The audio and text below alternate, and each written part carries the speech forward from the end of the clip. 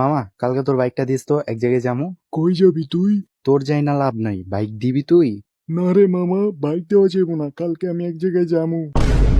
আরে বেটা আমারটা ইমার্জেন্সি ভাই, লাগবো রে ভাই। কালকে ধানমন্ডি যাবো, জিএফের লোকে দেখা করতে, তুই কি লিগে বুঝোস না?